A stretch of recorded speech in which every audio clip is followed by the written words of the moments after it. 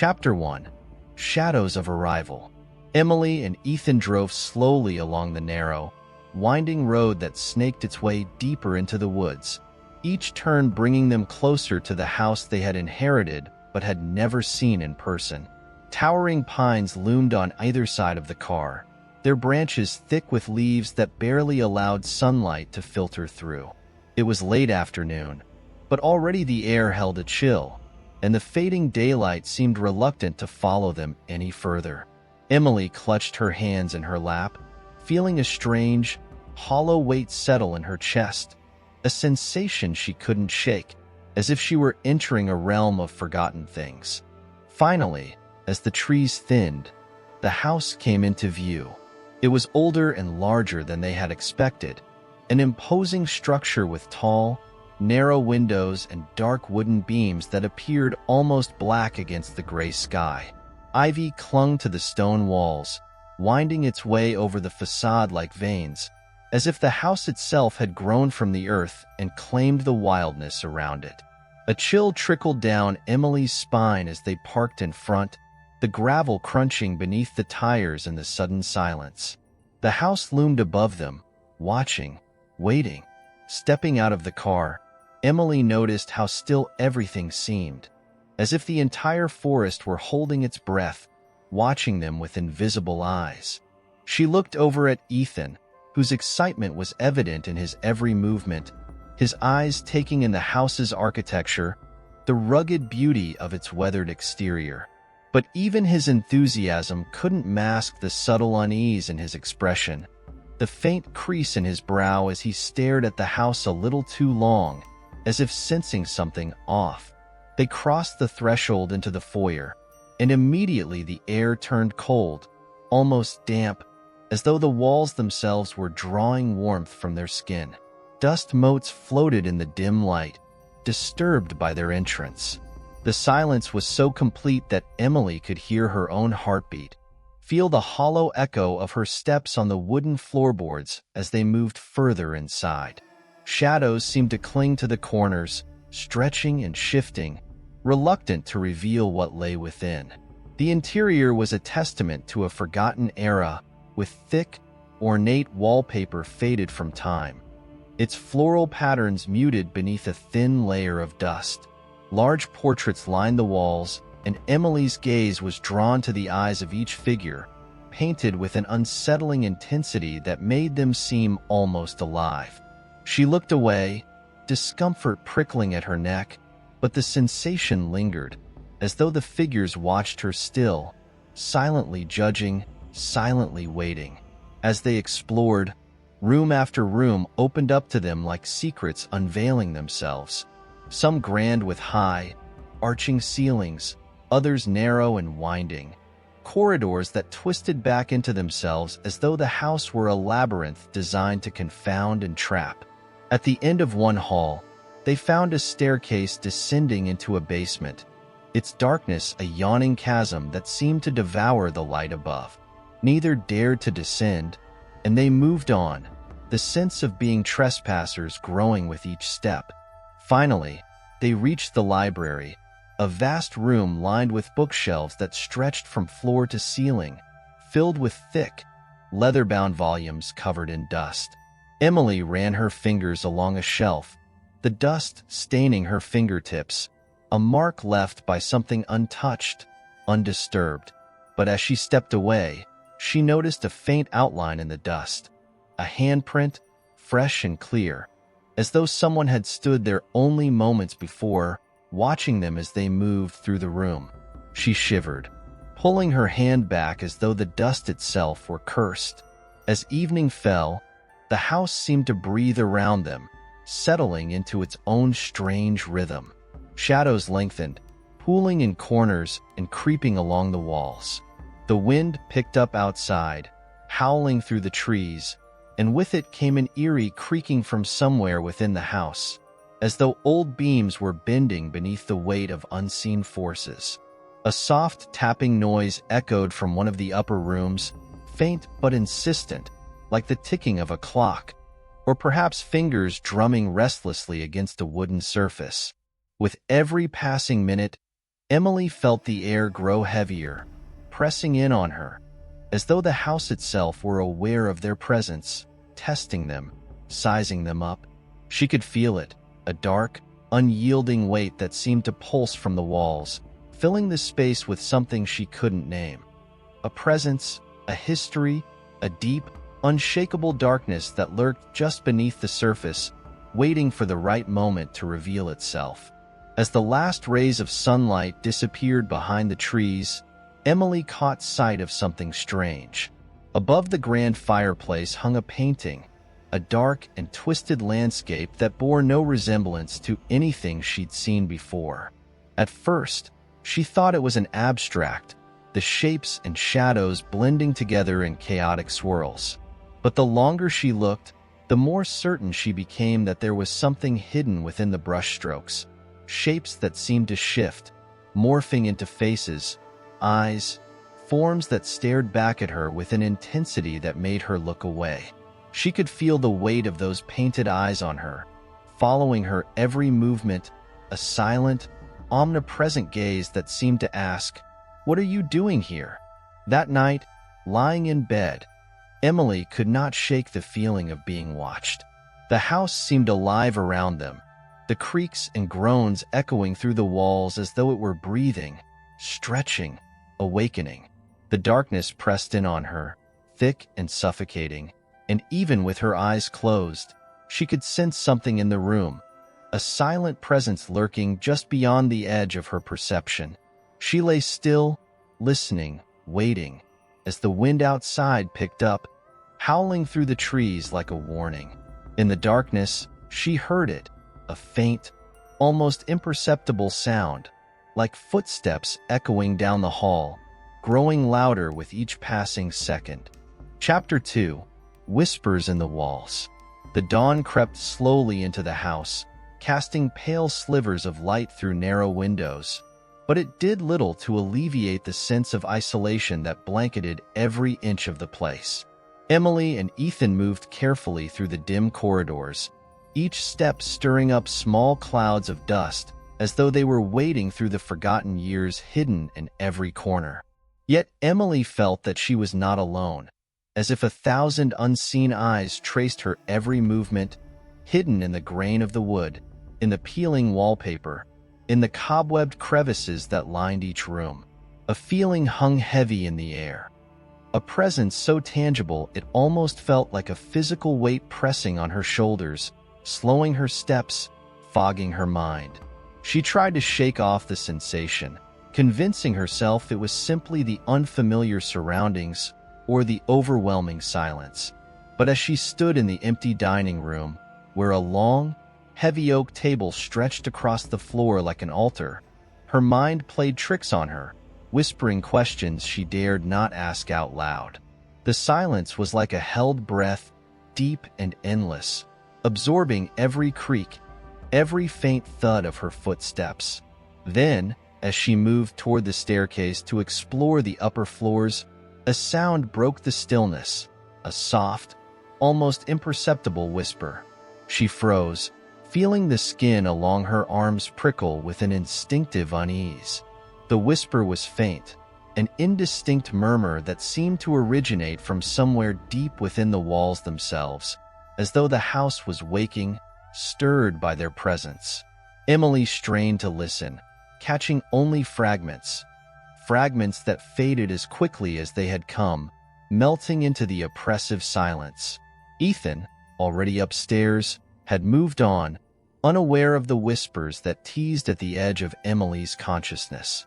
She hesitated, then forced herself to ascend the staircase, gripping the banister tightly as her fingers brushed against the chipped wood, rough and cold under her touch. The second floor opened up into a hallway, dim and claustrophobic, lined with closed doors that stretched out like sentries guarding secrets too terrible to be spoken. Emily's eyes were drawn to the walls, where more portraits hung, their faces turned slightly toward the viewer as if watching, observing, cataloging each step she took. She lingered before one. A portrait of a woman with sunken eyes, her expression vacant, as though caught in the act of looking through Emily rather than at her. She felt an odd pull, a kind of hypnotic fascination that rooted her in place. The woman's eyes were glassy and wide, painted with a strange, lifelike intensity that made her seem almost conscious. Suddenly, a movement flickered in her peripheral vision, and her head snapped to the right. But there was nothing there. Only the shadows playing tricks as they elongated and shifted along the floorboards, mocking her unease. Yet she couldn't shake the feeling that something had been there, just out of reach, slipping away the moment her gaze landed on it. She pressed on, each step down the narrow corridor echoing in the silence, the walls seeming to close in around her, narrowing, squeezing the breath from her lungs. Her fingers brushed against the door handles as she passed, each one ice-cold, until she reached a room at the end of the hall. The door was slightly ajar, just enough for her to see into the darkness beyond, which seemed impenetrable, thick as tar. She pushed the door open, the hinges emitting a low groan that echoed down the hallway, like a protest against the intrusion. Inside, the room was pitch dark. Emily reached along the wall, feeling for a switch, but her fingers found only cold, unyielding wood. As her eyes adjusted to the dimness, shapes began to emerge from the darkness. The walls were lined with shelves, each filled with strange objects that seemed to radiate a malevolent energy. Odd trinkets lay scattered about, antique dolls with cracked porcelain faces, brass clocks frozen at random times, and an assortment of paintings, small and unsettling, depicting warped, twisted landscapes. In the center of the room stood an easel, covered by a draped cloth that appeared dusty and worn, as though it had not been touched for decades. Something about it made her hesitate, a feeling of intense dread swirling in the pit of her stomach. She approached it slowly, almost unwillingly, her hand reaching out as though pulled by an unseen force. The moment she grasped the edge of the cloth, she felt a chill rush through her veins, a feeling so cold it was almost painful. With a single, swift motion, she pulled the cloth away. Beneath it lay a painting, unfinished, yet disturbingly detailed. It depicted a scene of darkness, twisted trees, and shadowy figures half hidden in the gloom. But it was the central figure that stole her breath, a woman's face, pale and gaunt, with eyes that held a desperate, haunting plea. Her expression was one of terror, as though she had been trapped within the canvas, screaming silently, forever bound to the painted world. Emily stumbled back, heart pounding, her skin prickling with a sudden sense of wrongness. She felt as though the woman's gaze was fixed on her, pleading with her, pulling her into that painted world. In the faint light, the eyes seemed to shimmer, a glint of something wet, something alive, as though the paint itself were breathing. A sudden rustling filled the room, a faint, insidious sound like the shifting of leaves in a dead forest. Emily turned, searching the darkened corners, but saw only shadows, twisting and writhing in the dim light. She felt a wave of dizziness wash over her, the room tilting slightly as though the ground itself were pulling her downward, deeper into its secrets. As she stumbled out of the room, a faint whisper drifted to her, so close it might have brushed her ear. It was a single word, faint and fragile, but filled with an unholy weight that made her heart stutter. She couldn't tell if it had come from within the room or if it had risen from within her own mind, a fragment of madness planted by the malevolent atmosphere of the house. She descended the staircase, each step filled with a sense of dread, an unshakable feeling that the house was watching her, that something dark and ancient had awakened in the walls, eager to claim her. She tried to push away the thoughts, but her mind raced with images, the painting, the woman's desperate eyes, the shadows that seemed to dance and weave in time with her heartbeat. By the time she reached the ground floor, she felt as though she were already caught in the house's grip, each shadow and whisper an anchor pulling her deeper into its secrets. That night, as they lay in bed, Emily closed her eyes, yet her mind refused to settle, her thoughts consumed by the room and the painting. She could almost feel the woman's gaze upon her, as though it had imprinted itself onto her memory, a brand she would carry with her long after they left. Outside, the wind picked up, carrying with it the faintest of whispers, a chorus of voices murmuring beneath the wind's howl. In the depths of the night, she awoke to a sound, a soft, insistent tapping that echoed from somewhere beyond their room. She lay still, her breath caught in her throat, listening as the sound continued, rhythmic and steady, like a heartbeat.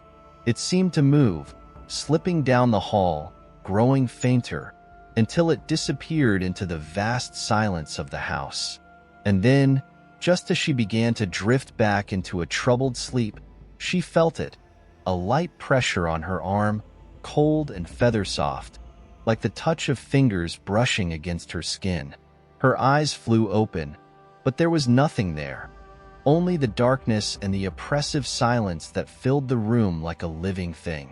Yet, in that silence, she thought she heard a voice, a faint, despairing whisper, echoing through her mind as though it had seeped into her very bones. "Help me." Chapter 3, The Forgotten Room. The house greeted Emily with a cold, watchful silence as she wandered its narrow corridors the following day, compelled by an unexplainable urge to uncover its secrets. She felt a strange pull guiding her movements, drawing her deeper into the house's labyrinthine hallways. The air around her was thick with dust, heavy and oppressive, as though it clung to her skin, to her lungs, with each step she took. Shadows clung to the walls, stretching across the floors and ceilings in ways that seemed unnatural, as if they possessed lives of their own, eager to creep closer and whisper their silent secrets. As she passed room after room, she felt a sense of timelessness, of being lost within a structure that defied ordinary space. This wasn't just a house. It was an entity unto itself, filled with ancient memories and buried sorrows that bled through the walls, haunting the air. Her fingertips brushed against the cracked wallpaper as she made her way through a corridor she hadn't yet explored, a sense of anticipation building within her. There was something hidden here, something that awaited her discovery. Emily's curiosity led her to the end of the hallway, where a door lay half concealed by layers of dust and cobwebs, as if purposely obscured from sight. Its wood was faded, bleached to a pale gray that spoke of years untouched by human hands. She hesitated, feeling a chill settle over her shoulders like a veil of ice, but the pull was irresistible, relentless, urging her onward. Taking a deep breath, she placed her hand on the doorknob, which felt colder than any other surface in the house, as though it hadn't been touched for centuries. The door creaked open slowly, and the darkness inside seemed to spill out, thick and velvety, swallowing the light from the hallway. She could see only shadows, deep and impenetrable, until her eyes adjusted, revealing a room that seemed to exist outside the boundaries of time. This room was unlike any other in the house. The walls were lined with dusty shelves, each crammed with strange artifacts that looked as though they belonged to another era. A cracked hourglass, a tarnished silver mirror, a collection of aged, brittle books with titles she could barely make out in the dim light.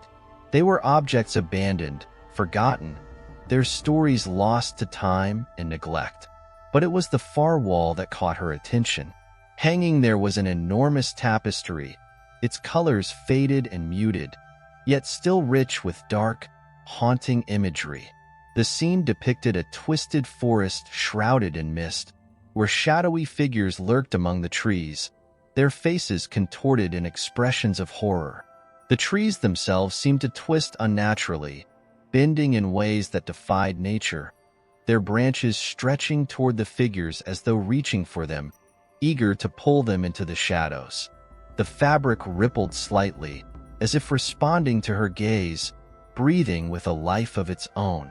Emily moved closer, her eyes tracing the figures on the tapestry, unable to tear her gaze away. There was something deeply unsettling about it, as though the tapestry held memories.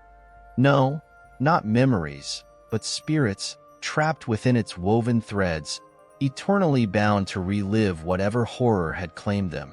She felt her pulse quicken as she studied each face, noting the terror frozen in their eyes, their mouths open in silent screams.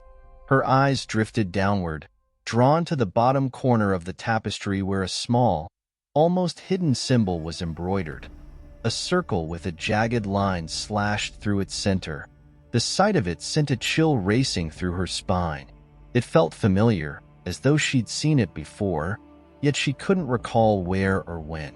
A whisper of a memory brushed against her mind, just out of reach, leaving a lingering sense of dread. She tore her gaze from the tapestry and turned to explore the rest of the room. Against one wall, a small desk sat beneath a layer of dust so thick it seemed like a blanket of ash. Papers lay scattered across its surface, some yellowed and brittle, others smudged with dark, inked scrawls that had bled into the paper with age. She reached for one of the sheets, brushing away the dust, revealing words that seemed almost nonsensical, written in a language or code she couldn't decipher. The letters twisted and looped in strange ways, forming patterns rather than sentences, as though meant to convey an emotion rather than a message. And then she found it, the artist's journal. Bound in cracked leather, its cover bore the same strange symbol that she'd seen on the tapestry. She opened it, her heart racing as she flipped through pages filled with sketches and notes, a record of the artist's thoughts, his fears, his twisted inspiration. The drawings were crude yet hauntingly vivid, each page revealing a new horror. A figure bent and contorted in agony, a face stretched in silent terror, shadowed hands reaching out from darkened corners. The entries became increasingly erratic as she moved through the pages, the artist's handwriting growing wilder, more frantic. Words appeared scrawled over one another, sentences devolving into desperate scribbles as though he'd been seized by a fevered madness. Phrases leaped out at her, words she couldn't ignore. Trapped within, fear made flesh, eternal hunger. It was as if the artist had been driven by something beyond mere inspiration, as though he'd been compelled to create these images by a force that lived within the house itself. She turned another page, and her breath caught in her throat. There, on the paper, was a sketch that mirrored her own reflection. A figure with her features, standing in the shadows of the very room where she now stood, her face half lit by a ghostly glow, her eyes wide with terror. The artist had drawn her with haunting precision, as though he'd seen her standing here in this exact moment, centuries before she'd ever arrived. Her mind struggled to process the image, to understand how such a thing could be possible. The air grew colder, pressing in around her, thick and suffocating. The walls seemed to close in, and a faint hum filled the room, low and sinister, like the sound of distant thunder echoing from within the walls. Emily felt a sudden, overwhelming urge to leave, to flee from the room and never look back. But her legs felt as though they were rooted to the floor. Her eyes remained fixed on the sketch, drawn to the horror in her own reflection, unable to pull herself away. A shadow flickered at the edge of her vision, drifting across the wall and stretching toward her like a dark, clawed hand. She turned slowly, feeling her heart race as she searched the dim corners of the room, her pulse a frantic drumbeat echoing in her ears. But there was nothing there, only shadows shifting, dancing, weaving together to form shapes that were gone as soon as they appeared. Then she felt it, a faint, icy touch on her shoulder, light as a feather yet chilling enough to send a shiver down her spine. She spun around, but the room was empty, silent as the grave. Yet the feeling lingered, the sensation of unseen fingers brushing against her skin, as though something stood inches away, watching her with eyes she couldn't see. Emily stumbled backward, nearly tripping over the edge of the desk, her heartbeat pounding in her ears, drowning out all other sound. She clutched the journal to her chest, clutching it as if it were a lifeline, and backed out of the room, her movements slow and halting. The shadows seemed to pulse around her, shifting as she moved, until she was certain they were closing in, pressing her back into the hallway. As she crossed the threshold, she felt the cold lift, the air suddenly lighter, as though she had broken free from an invisible hold. She took a trembling breath, looking back at the door, which now seemed darker, more menacing than before.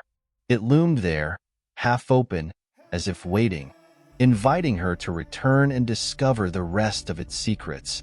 But she knew, in some deep part of her mind, that whatever lay beyond that door was better left undisturbed, hidden in the forgotten darkness of the house. The journal in her hands felt like a forbidden relic, a piece of the artist's twisted soul that she had pulled from the depths of his madness. And as she turned away, she couldn't shake the feeling that the shadows would follow her, creeping through the walls, slipping into her dreams, until she was as much a part of the house's darkness as the artist had once been. That night, as she lay in bed, she felt the weight of the journal resting beside her, an ever-present reminder of the room she had uncovered, the secrets she had stirred. And in the silence, she heard it again. The faint whispering, drifting through the walls, echoing from the darkened corners of the house. It was as though the house itself was speaking to her, calling her name in a voice as soft as a sigh, as cold as the grave. "Come back," it seemed to whisper. Chapter 4. Shadows in the Attic. As dawn broke over the woods, casting a faint, silvery light through the windows, Emily lay awake, her mind restless with the memories of the previous day. The house seemed to have seeped into her thoughts, like ink bleeding through paper, impossible to ignore or remove. The journal she had uncovered sat on her bedside table, bound in its cracked leather, pages filled with the artist's madness and haunting visions. She hadn't dared to open it since leaving the hidden room, but its presence was undeniable, like a dark weight pressing down on her chest. With the morning light came a momentary sense of clarity, a resolve to understand what the house was trying to show her. Perhaps it was merely an artist's mania, an attempt to trap fear in his creations, but a deeper part of her felt that there was something more, something still waiting for her to uncover. And so, drawn by the lingering shadows and the mysteries they held, she found herself wandering once again through the winding corridors, seeking out the silent secrets that lay hidden in the house's bones. Her footsteps echoed in the stillness as she made her way to a part of the house she had avoided thus far, the attic.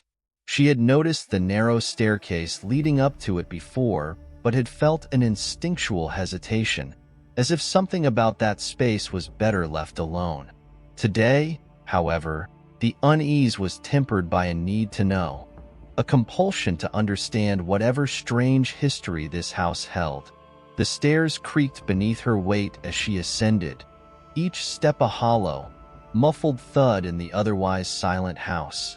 Dust floated in the air like particles caught in a beam of light, swirling in lazy spirals as she moved, thickening as she neared the top. The air was stale, filled with a damp, musty scent that seemed to cling to her skin. And as she stepped into the attic, she felt the weight of the space press down on her, as though she had crossed an invisible threshold into another realm, one veiled in shadows and forgotten memories. The attic was vast and cluttered, filled with strange, forgotten objects covered in layers of dust. The faint light filtering through the single, grime-covered window cast long shadows across the room, illuminating piles of old trunks, cracked picture frames, and pieces of broken furniture. It was a collection of the house's past, fragments of lives and memories that had once been part of this place. now abandoned and left to decay in the darkness. As she walked deeper into the attic, her eyes were drawn to a painting that lay propped against the wall, its canvas faded and torn at the edges. The image depicted a woman, her features delicate yet haunting, her eyes hollow and vacant as she stared out into the darkness beyond the frame.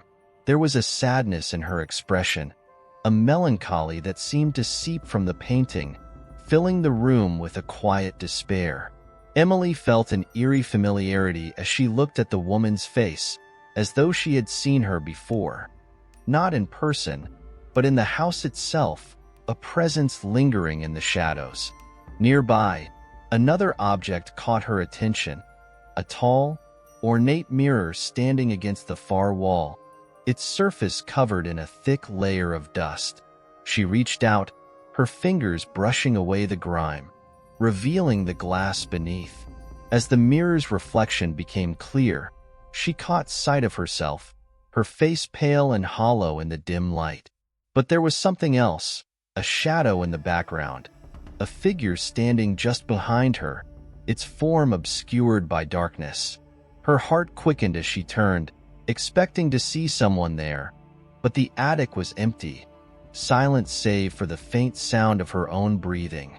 Yet the sense of being watched lingered, a cold, unsettling awareness that prickled at the back of her mind.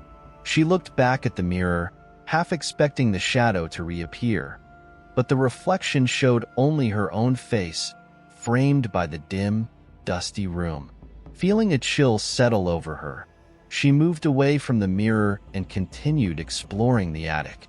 She ran her fingers over the surfaces of forgotten objects, each one a mystery, a fragment of a life she could only imagine. There was a child's wooden rocking horse, its paint chipped and faded. An old phonograph with its needle rusted, silent for decades, and an array of photographs, their edges curled and yellowed with age. She picked up one of the photographs, wiping away the dust to reveal the faces captured within. It showed a family, 2 parents and a child, their expressions solemn, their eyes fixed on the camera with a haunting intensity. The faces were blurred, almost as if they were fading, as though even the memory of them was slipping away.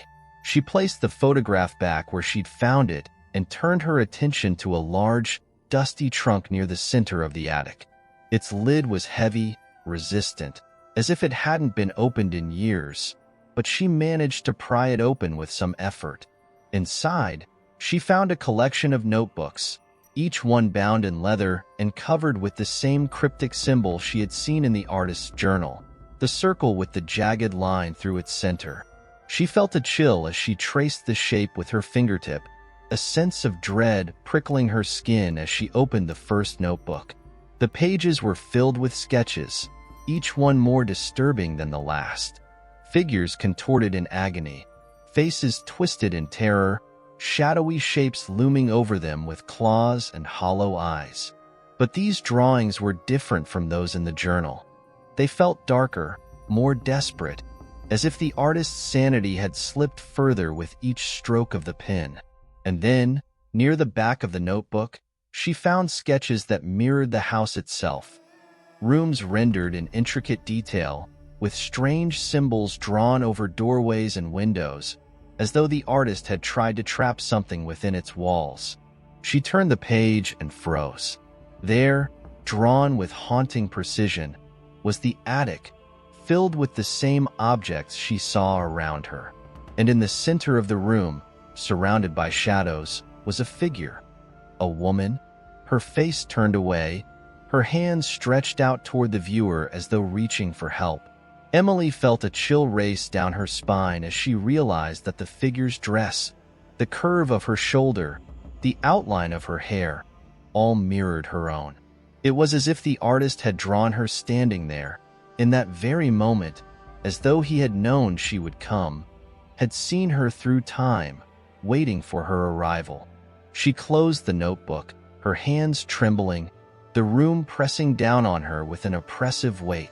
She wanted to leave, to flee the attic and the strange, foreboding presence that filled it, but something held her in place.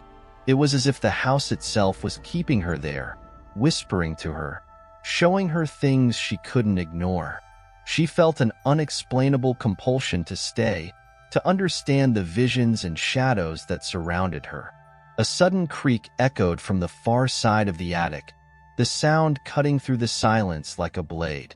She turned slowly, her eyes scanning the darkness, searching for the source of the noise. There, in the corner, the shadows seemed to shift, to thicken and take shape, forming a figure that hovered just beyond the edge of the light.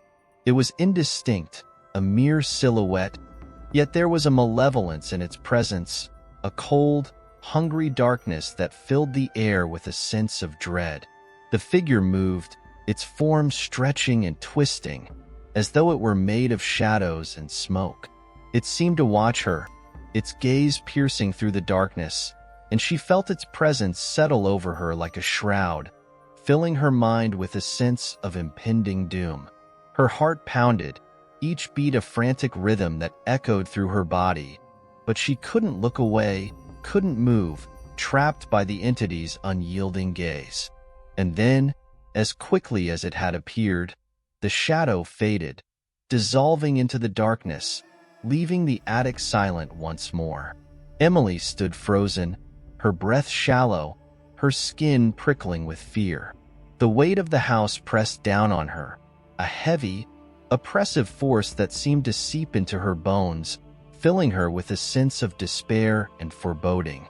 She backed away slowly, her eyes darting around the attic, half expecting the shadow to reappear. But the room remained empty, silent. The dust settled around her as she made her way to the stairs, each step slow and deliberate, her mind racing with the horrors she had witnessed. She felt as though the house had shown her something, a glimpse into its darkness, a warning of the dangers that lay within its walls. As she descended the staircase, the weight of the attic seemed to lift, the air growing lighter, less oppressive. But the sense of dread lingered, a shadow that clung to her, haunting her every step. She felt the presence of the entity still, lurking in the corners of her mind, a cold, silent watcher that would never truly leave. When she finally reached the hallway, she took a deep breath, her heart still racing, her hands trembling. She knew that the attic had shown her only a fraction of the house's secrets, a mere glimpse into the darkness that lay within. And as she walked away, leaving the attic and its shadows behind, she felt the weight of the house settle over her once more, a silent, unseen force that followed her, whispering promises of the horrors yet to come. Chapter 5. Echoes of the Artist. The days that followed Emily's encounter in the attic were marked by an unshakable sense of unease. The shadows seemed deeper, the house's silence more profound, as though it was waiting, holding its breath in anticipation. Emily felt watched, an eerie awareness settling over her each time she moved through the rooms. Though she hadn't dared return to the attic, her thoughts often drifted back to the drawings she had found there.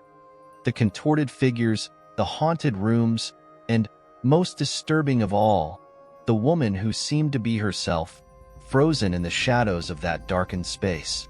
The house had started to reveal itself in unsettling ways. Each night, the noises grew louder, shifting from distant creaks and thuds to something more insidious. There was a constant whisper that seemed to emanate from the very walls, a low murmur that made her heart pound.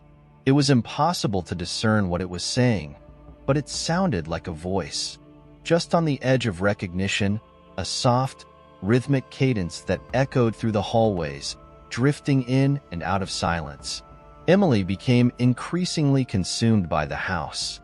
Her days blurred into each other, hours slipping by unnoticed as she wandered through the rooms, her eyes drawn to every crack, every shadow, every faint mark left on the walls. The house felt alive, as though it were breathing, its walls pulsing with some dark, hidden life. It had a way of luring her in, of pulling her deeper into its mysteries, until she was lost within its labyrinthine corridors, unable to remember how she'd gotten there. One afternoon, as she stood in the library, a gust of wind rattled the window panes, drawing her attention to a portrait hanging on the far wall. It was one she hadn't noticed before. A painting of a man with sharp features, his expression distant and cold, his eyes as dark and unreadable as the shadows that seemed to cling to the walls. Something about him unsettled her, a feeling that twisted her stomach as she gazed into his piercing eyes. He seemed to be watching her, his gaze following her as she moved about the room. The paint was cracked and faded, but his eyes remained vivid, sharp, alive. As she reached out to touch the frame, her fingers brushed against something sharp, hidden in the crevices. She withdrew her hand quickly, her fingers stinging with the faint prick of a cut. A drop of blood pooled at the tip of her finger, bright against her pale skin, and as she looked down, she noticed a small, barely visible inscription carved into the edge of the frame. The letters were faint, weathered by time, but she could just make out the words, "He watches. Always." A shiver ran down her spine. Who was he? Was this the artist whose madness had seeped into every corner of the house? Was he the one whose journal she had found, whose sketches haunted her dreams? The words seemed to pulse with a life of their own, a warning etched into the wood, a reminder that she was never alone. The whispering grew louder that night, filling the house with a steady, rhythmic murmur that seemed to come from the walls themselves. It was as though the house had a voice, a low, insistent hum that vibrated through the floors and echoed in the empty rooms. Emily lay awake, listening to the sound, her heart pounding with each muffled word that seemed to drift through the darkness. She could almost make out the phrases now, snippets of a language that danced just beyond her understanding, words that seemed to twist and distort as soon as she tried to grasp them. Sleep was elusive. Each time she closed her eyes, the whispers seemed to grow louder, filling her mind with fragments of sentences, half-formed thoughts that seemed to coil around her, tightening like a vice. Her thoughts became muddled, her memories slipping away like sand through her fingers. It was as though the house was draining her, feeding off her fears, her confusion, her very sense of self. As dawn approached, she rose from her bed, her limbs heavy, her mind foggy. She moved through the house in a trance, her steps slow and deliberate as she followed the whispers that seemed to guide her down a narrow, winding staircase she hadn't noticed before. The walls were close here, pressing in on her, their surfaces cold and damp to the touch. The murmur grew louder, filling the air with a palpable tension, a sense of anticipation that quickened her pulse. The staircase led her to a small, dimly lit room at the heart of the house. It was sparsely furnished, with only a single wooden chair and a table covered in dust. On the wall opposite her hung another painting, but this one was different from the others. It was a landscape, barren and bleak, with twisted trees and a dark sky that seemed to press down on the earth. The scene was desolate, empty, yet as she looked closer, she noticed a faint figure standing in the shadows, almost invisible against the dark background. She couldn't make out any details, but there was something familiar about the figure, a sense of recognition that sent a chill down her spine. She tore her gaze away, her eyes landing on an object resting on the table. A small, rusted key, its surface tarnished and worn with age. She reached out, her fingers trembling as she picked it up, feeling the weight of it in her hand. The key felt cold, its surface rough against her skin, and as she held it, she felt a sudden rush of memories, flashes of faces and places she didn't recognize, fragments of a life that wasn't hers. The sensation was overwhelming, filling her with a wave of nausea and disorientation that left her gasping for breath. The room seemed to shift around her, the walls pulsing with a life of their own as the whispers grew louder, filling her mind with a cacophony of voices. She felt trapped, surrounded by a darkness that pressed in on her, suffocating her, wrapping around her like a shroud. She tried to move, to flee, but her legs felt leaden. Her body rooted to the spot as the shadows closed in around her, swallowing her whole. And then, as quickly as it had begun, the sensation passed. The room was silent once more, the whispers fading into the background as though they had never been there.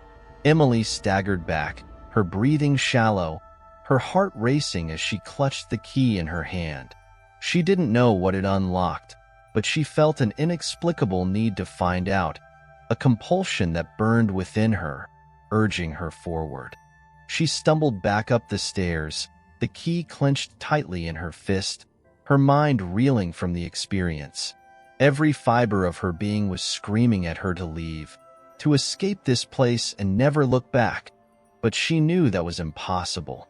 The house had claimed her, its dark energy wrapping around her like a vice, binding her to its mysteries, its secrets, its whispers.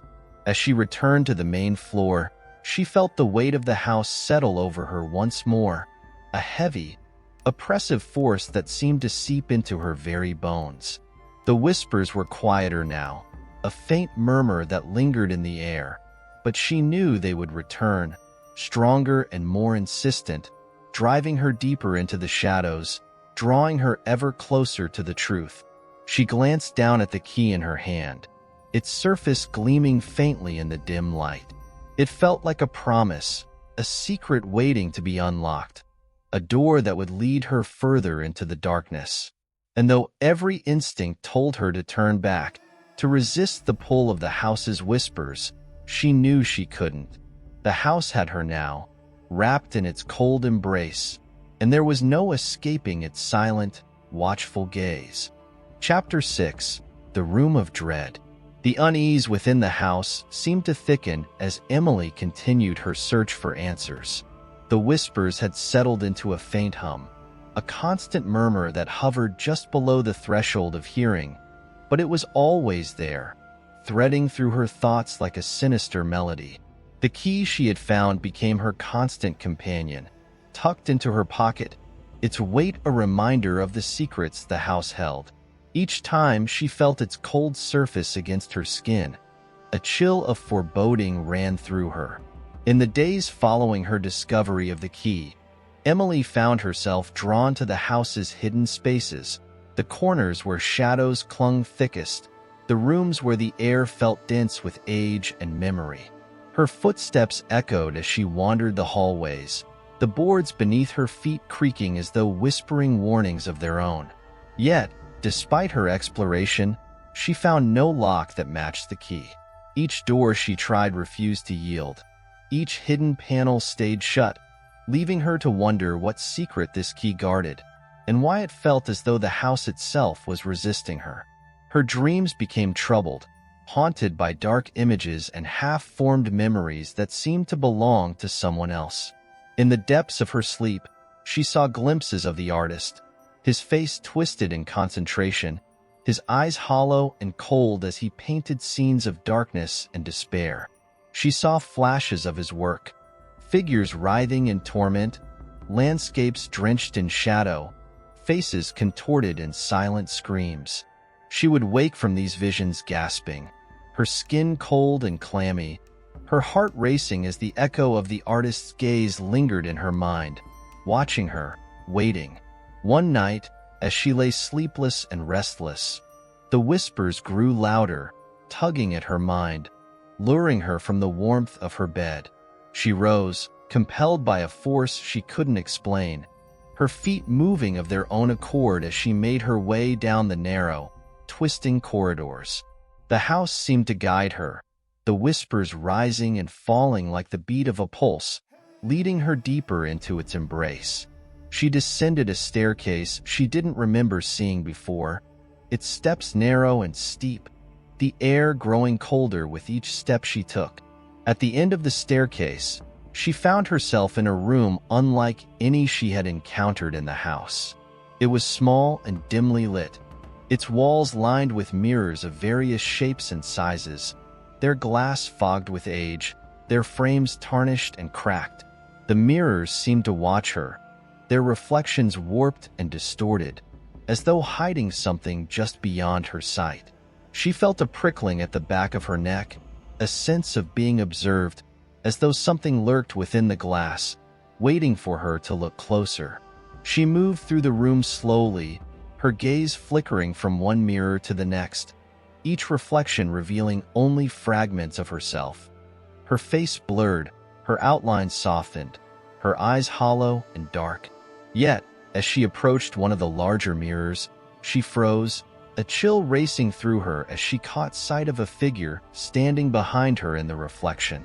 It was faint, little more than a shadow, its features indistinct, but its presence was unmistakable. She felt its gaze upon her, a cold, unyielding stare that seemed to reach into the depths of her soul. Her hand trembled as she lifted it to touch the mirror's surface, her fingers brushing against the cold, slick glass. For a moment, the reflection wavered, the shadow behind her shifting, its form rippling as though it were submerged in water. She could feel its presence growing stronger, its gaze intensifying, and as she stared into the mirror, a sudden realization struck her. This shadow was no mere trick of the light, no figment of her imagination. It was real, a part of the house, a fragment of the artist's twisted mind, lingering here, waiting for her. The shadow in the mirror moved, its shape twisting and elongating, its outline sharpening as it began to take form. She watched in horrified fascination as its features emerged, a face forming within the darkness, its eyes hollow and cold, its mouth twisted into a cruel smile. She felt its gaze upon her, its presence pressing against her like a weight, and for a brief, terrifying moment, she felt as though it could see into her very soul, probing her thoughts, her fears, her deepest secrets. The whispers rose around her, filling the room with a cacophony of voices, each one blending into the next, their words twisting and distorting until they were nothing more than a blur of sound. She pressed her hands over her ears, desperate to block out the noise, but it was no use. The voices were inside her mind, reverberating through her thoughts, filling her with a sense of dread so profound it threatened to swallow her whole. The shadow in the mirror reached toward her, its hand stretching out, its fingers long and thin, tipped with sharp, pointed nails. She felt an overwhelming urge to run, to escape this room, this house, this nightmare, but her feet were rooted to the spot, her body paralyzed by fear. The mirror's surface rippled, and for a heart-stopping moment, she thought the shadow would step through, emerging into the world of flesh and blood. But then, as quickly as it had appeared, the shadow began to fade, its form dissipating like smoke, its features blurring until it was little more than a faint outline, a lingering trace of darkness in the glass. The whispers quieted, the room falling silent once more, and Emily felt her knees give way, her body sinking to the cold, hard floor as a wave of exhaustion washed over her. She remained there for a long time, her mind reeling, her body trembling as the events of the night played over and over in her mind. She couldn't shake the feeling that the house was toying with her, drawing her deeper into its web, feeding off her fear, her confusion, her helplessness. It was as though the walls themselves were alive, watching her, waiting for the moment when she would succumb, when she would be too weak to resist. Eventually, she forced herself to her feet, her legs unsteady as she made her way back up the stairs, each step feeling heavier than the last. She clutched the key in her pocket, its cold surface grounding her, reminding her that she still had a purpose, a mystery to solve, a truth to uncover. But with each passing day, that truth seemed to slip further from her grasp, buried beneath layers of darkness and deceit, hidden in the shadows that clung to the house. As she returned to her room, she felt the weight of the house settle over her once more, a heavy, oppressive force that seemed to seep into her very bones. The mirrors in the room remained silent, their surfaces dark and still, but she knew that the shadow was still there, lurking just out of sight, watching her, waiting for the moment when she would be vulnerable enough to strike. She climbed into bed, her mind racing, her heart pounding as the whispers returned, faint and distant, but no less menacing. They seemed to wrap around her like a shroud, filling her mind with dark thoughts, twisted images, fragments of memories that were not her own. And as she lay there, staring into the darkness, she felt the house closing in around her, its walls pressing in, its shadows creeping ever closer, until there was no escape, no relief, no peace. The silent house had claimed her, drawing her into its web of secrets and lies, feeding off her fear, her despair, her very soul. And as the night wore on, she knew that there would be no escape from its grasp, no respite from its whispers, no refuge from the darkness that lurked within its walls. Chapter 7. Eyes That Never Close. The days bled into one another as Emily's grip on reality continued to slip, her mind unraveling with each passing hour she spent inside the house. She couldn't pinpoint when exactly it had started, but she knew something was shifting within her. Something dark and insidious was taking root. The house, with its creaking floors, shadowed corners, and persistent whispers, had begun to feel less like a place and more like an entity in itself, alive and breathing, constantly watching, always waiting.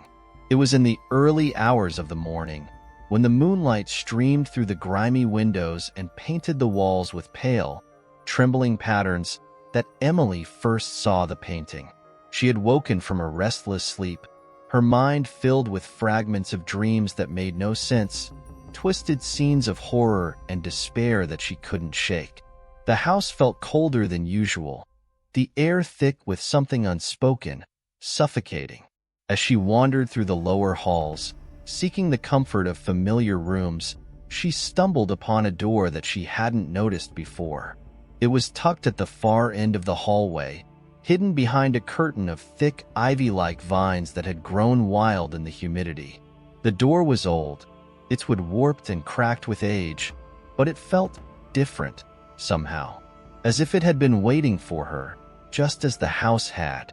Drawn to it by some unseen force, Emily reached out and grasped the handle, its coldness sending a shiver up her spine. The door groaned as she pushed it open, revealing a narrow room bathed in dim, flickering light. A single candle sat in the center of the room, casting long shadows on the walls, but it was the painting on the far side of the room that caught her attention. It was unlike anything she had seen in the house before. The brushstrokes were erratic, frenetic, and the image it portrayed was both grotesque and hauntingly beautiful. The figure in the painting seemed to be in motion, its body contorted in agony, its face frozen in a silent scream, eyes wide with terror. The colors were dark, almost bleeding into one another, reds and blacks swirling in chaotic patterns that seemed to pulse and shift with an otherworldly life of their own.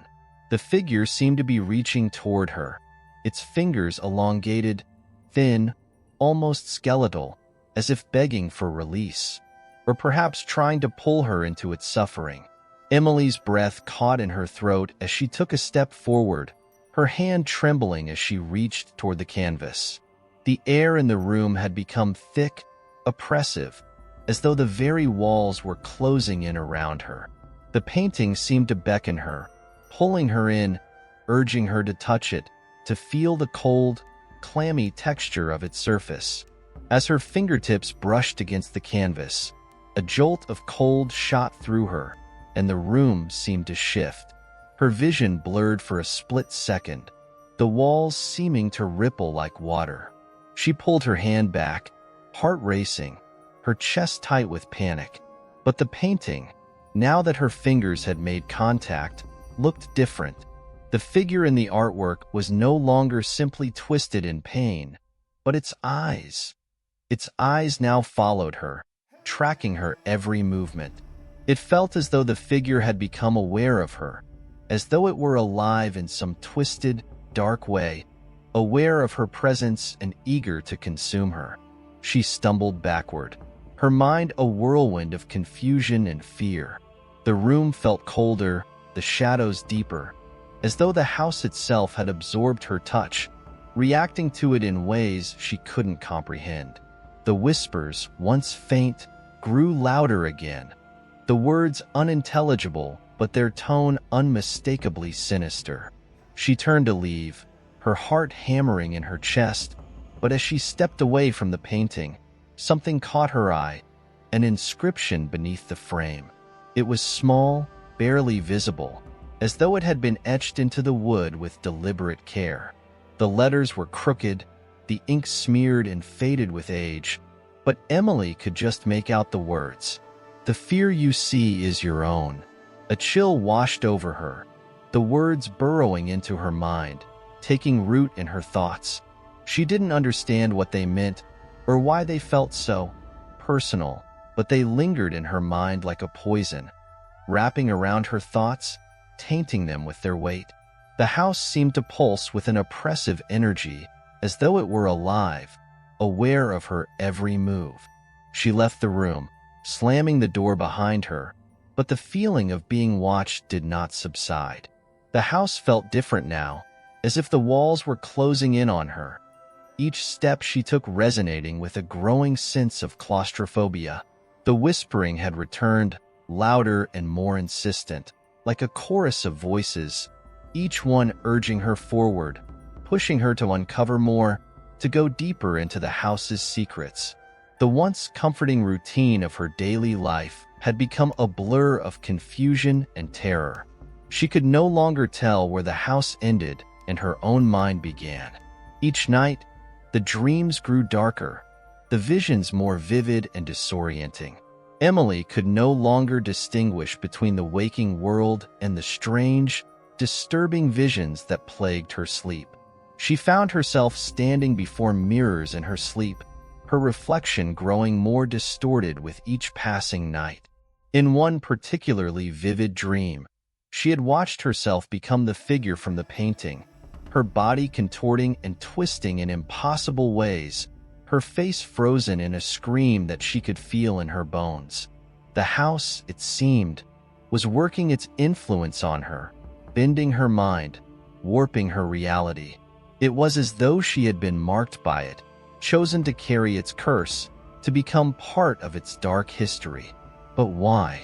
What was the house trying to make her do? And what was the significance of the painting, the twisted figure that seemed to be drawing her in?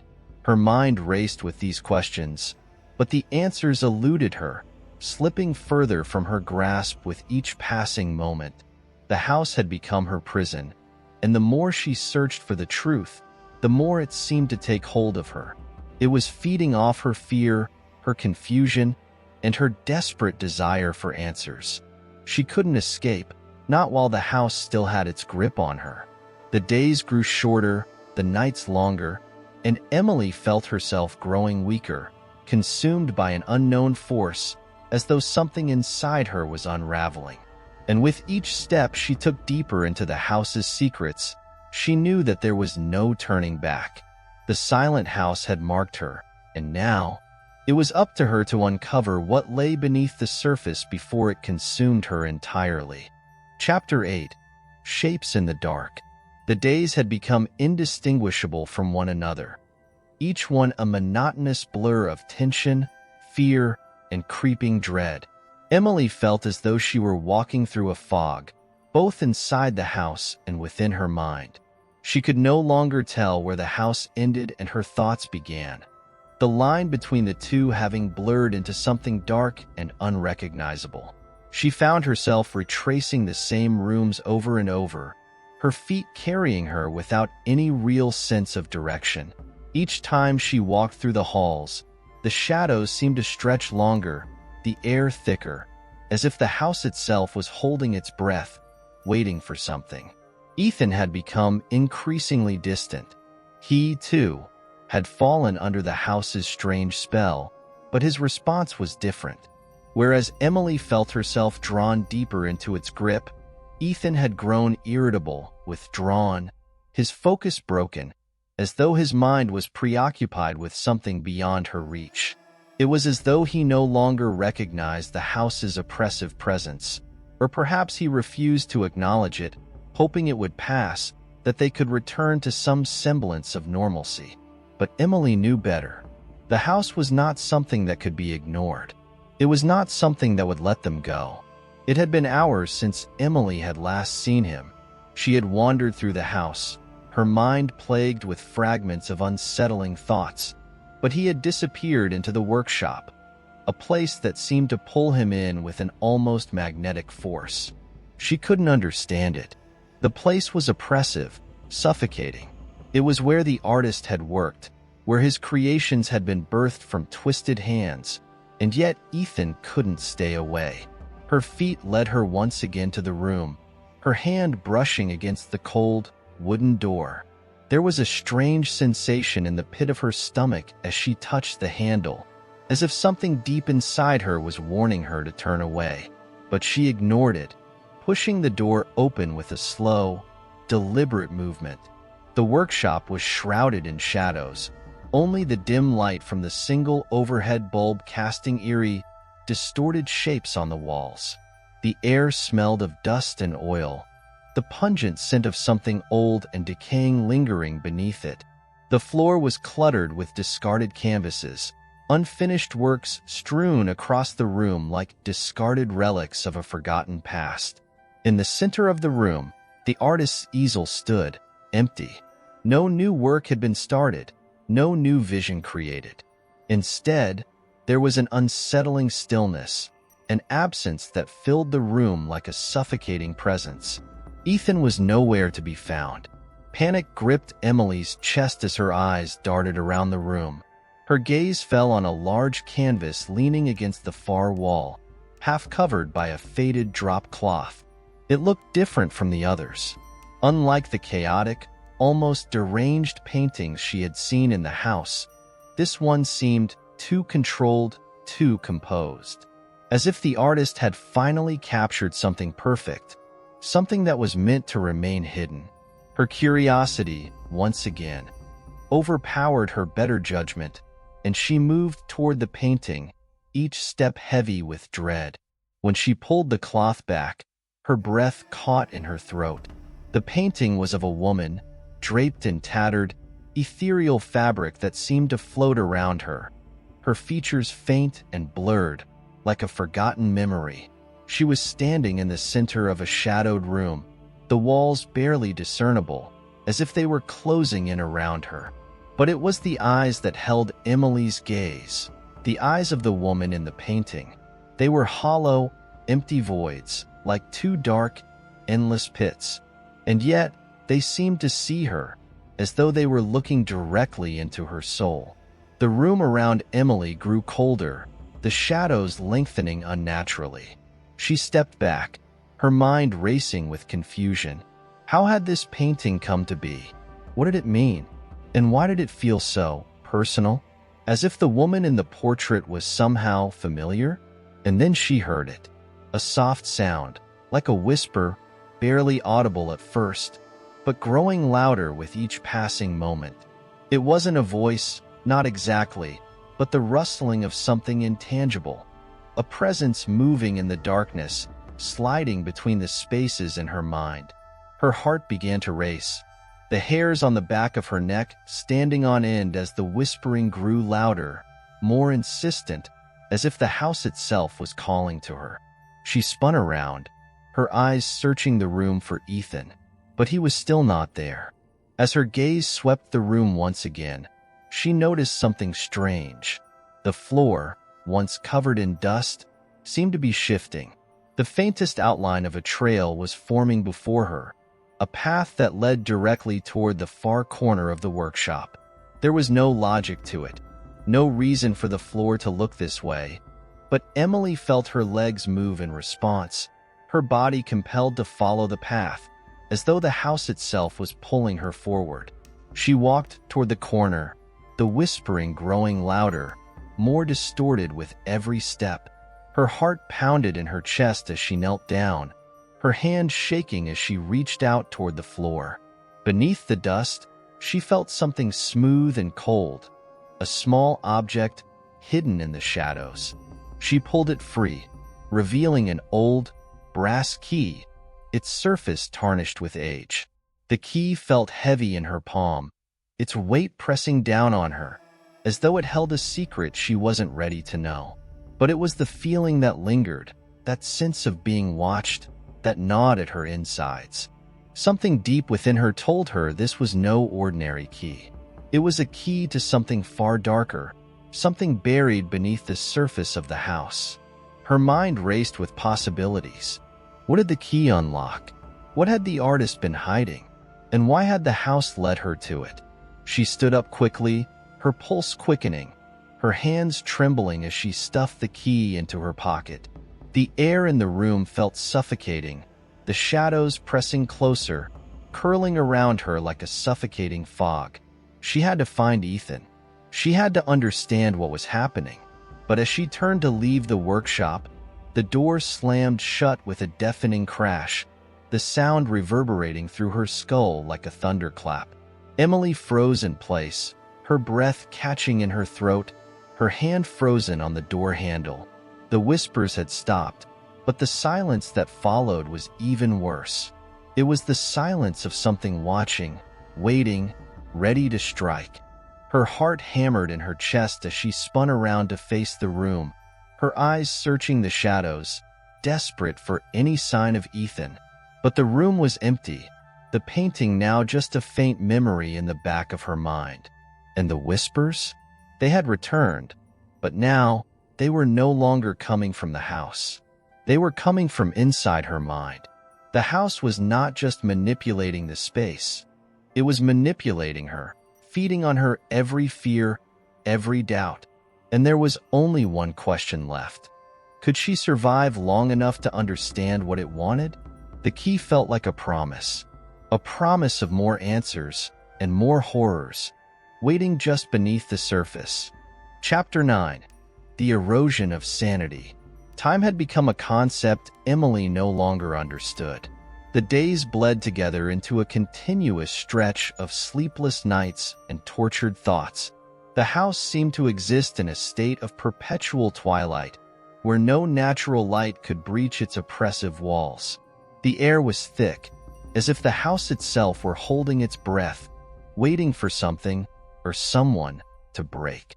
And that someone, Emily feared, was her. Since the discovery of the key, Emily had found herself drawn deeper into the house's hidden corners, her mind fraying with each step she took. She could feel it, a presence that lingered just out of sight, watching, listening, waiting for her to unravel.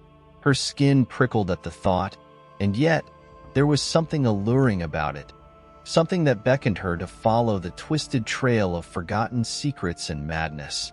But Ethan had become a shadow of himself. His once unwavering presence beside her had dwindled to mere echoes, and now, more than ever, Emily found herself alone within the house. She would hear him at times, distant murmurs from another room, but each time she approached, the sounds faded, as if the house itself were swallowing him whole. She had tried calling to him, but her voice felt like an intrusion in a place that rejected it, swallowed it whole, just as it had swallowed her sanity. The key burned a hole in her pocket, a constant reminder of the puzzle she had yet to solve. She had thought to search for the lock it opened, to unravel whatever dark truth the artist had hidden. But the house itself had a way of twisting direction, making her feel as though she were chasing her own tail. She had searched every room, every hallway, until the familiar spaces became disorienting mazes.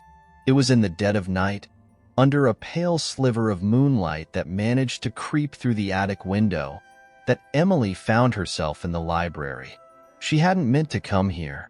The room had been untouched since their arrival, its heavy wooden bookshelves lined with old tomes and forgotten volumes, the smell of mildew hanging in the air. Yet something had drawn her here, an invisible thread tugging her towards it, as though the room itself were calling out to her. The key, so small, so insignificant, yet so heavy, felt even more potent now. It pulsed in her pocket, a weight that seemed to shift with each breath she took. Her eyes scanned the shelves, taking in the faded spines and tattered edges of the books. But it wasn't the books that caught her attention. No, it was the dark shape at the far corner of the room, the writing desk. It hadn't been there before. She was certain of it. The desk was carved from dark oak, its surface covered with yellowed papers and scattered ink bottles, as if someone had just left in haste. The chair behind it was tilted backward, as if someone had been sitting there moments ago, but no one was there now. The air around it felt thick, charged, and Emily could feel her heartbeat quicken as she stepped forward, unable to pull herself away. Her hand shook as she touched the edge of the desk, the wood cold beneath her fingers. Something seemed to shift in the room, an unsettling pressure that made her feel like the walls were closing in. She bent over the desk, her eyes scanning the papers scattered across its surface. Most of them were filled with sketches, disjointed, disturbing images that made her stomach churn. But one in particular caught her eye, a page that had been folded and tucked underneath everything else. She pulled it free, unfolding it with trembling hands. It was another painting. This one was different from the others. Unlike the chaotic and wild strokes of the previous works, this image was orderly, controlled. A woman stood at the center of the composition, her face partially obscured by shadow. Her body was draped in thin, flowing fabric that seemed to dissolve into the background. She was beautiful, ethereal, almost angelic, but the eyes were the same as the ones in the painting in the workshop, the hollow, void-like eyes that seemed to see too much. But this painting was more. It was the artist's signature work, the one that had tormented him, the one he had poured his soul into. Emily could feel it as she stared at the image, a deep, inexplicable connection forming between herself and the woman on the canvas. The hairs on the back of her neck stood on end as her gaze drifted downward to the corner of the page.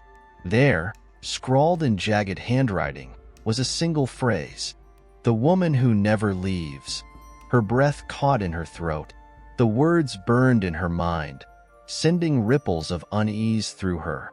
She knew, without understanding how, that this was the key to everything. The woman, the painting, the house. And then the whispers began again. At first, they were distant, like the sound of wind rustling through leaves. But soon, they grew louder, more distinct.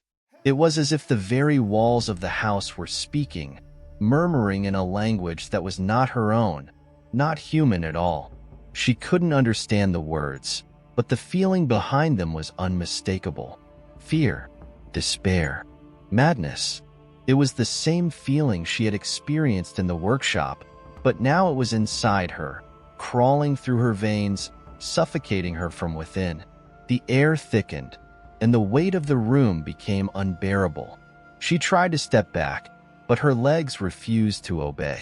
She felt rooted to the spot, drawn deeper into the painting, as if the woman's eyes were pulling her in, sucking her soul into the canvas itself. The room grew colder. The shadows seemed to move, stretching across the floor, inching toward her. She could feel them closing in around her, suffocating her, as if the house was alive, its presence suffusing every corner, every crevice. It wanted her. It needed her. And then, in a moment of clarity, Emily understood. The woman in the painting wasn't just a creation of the artist. She wasn't just some figment of a tortured mind. No, she was real. She was the house itself. The house, with its dark and twisted energy, had created her. And now, it was calling Emily to take her place, to become the woman who never leaves. Suddenly, the whispers ceased. The silence was absolute. The shadows stopped moving. And yet, Emily could still feel them, still hear them, pushing against her mind, urging her to surrender. A sickening realization washed over her, a terror so profound it rooted her to the floor. The house had been waiting for her. It had been waiting for the moment when her mind would crack, when the last shred of sanity would slip away, and she would finally see the truth. The woman who never leaves was not just a painting. She was Emily. The key in her pocket burned hotter, a physical manifestation of the truth she could no longer deny. There was no escape. She was already part of the house, already a part of its story. And the worst part? She had known it all along. Chapter 10. Silent Screams.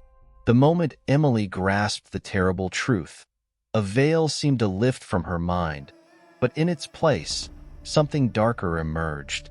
The woman in the painting, the woman who never leaves, wasn't just an echo of the artist's obsession. She was Emily herself, and the house had known it long before she did. Her feet felt heavy as she turned away from the desk, her hand still clutching the folded paper. The words, "the woman who never leaves," burning in her thoughts. The shadows in the room stretched and twisted, impossibly long, as if they had a life of their own. Her body felt cold, the chill creeping up from the floor, from the very foundations of the house. She could no longer tell where the house ended and she began, as if they were one, two entities bound by something unseen, something malevolent. The faintest sound of creaking floorboards echoed in the distance, and Emily's heart skipped a beat. It was as though the house itself were alive, breathing, watching. She had always sensed it, something pressing against her, pulling her deeper into its folds. But now, it was undeniable. The house had been waiting for her, drawing her in like a moth to a flame.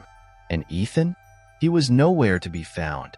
The silence in the house was deafening. She could no longer hear him, not even his faintest footsteps. She thought she had seen him only hours ago, moving aimlessly through the hallways, but now it was as if he had vanished entirely. She had tried to call to him before, but her voice felt trapped within her throat, as if the house itself had stolen it. She had heard him, yes, his voice, his breath. Yet when she turned to find him, there was nothing but an empty room, an empty space, as though he had never been there at all. Panic began to tighten its grip around her chest. Where was he? Was he a part of this too? Was he already lost within the house, like so many others who had come before them? The thought was enough to make her stomach turn. The house had consumed them all. She could feel it, deep in her bones. She stumbled down the hallway, her footsteps echoing in the heavy silence.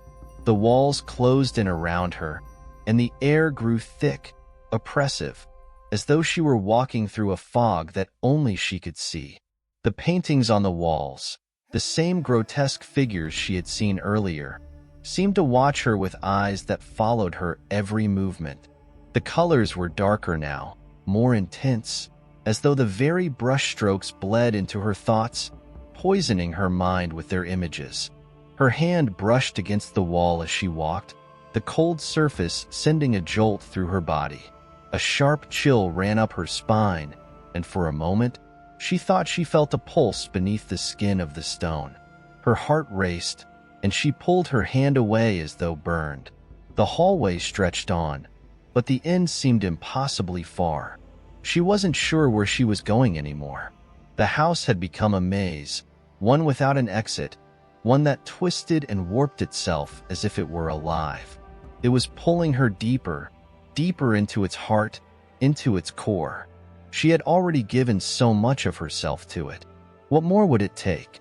Suddenly, a soft noise broke the stillness, a faint scraping sound coming from above. It was quiet at first, like the sound of something dragging across the floorboards above her head. She froze, her body stiff with terror. Slowly, she raised her eyes to the ceiling. The shadows moved there, crawling, like something was shifting in the darkened attic. She didn't want to look. She didn't want to know. but her body moved of its own accord, driven by some force that she could not name. The attic door loomed ahead of her, just a few steps away. The scraping grew louder, more pronounced, a rhythmic, deliberate noise that sent a tremor through her. It was as though someone, was trying to reach her. The thought chilled her to the core.